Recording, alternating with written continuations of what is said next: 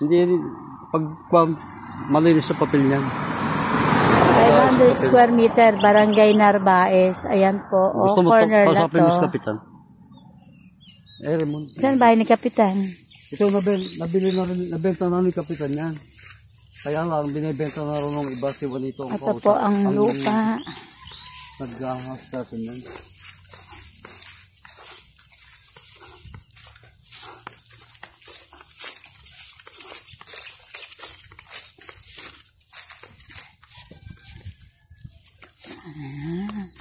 Ah, 500 square meters, subdivide lot.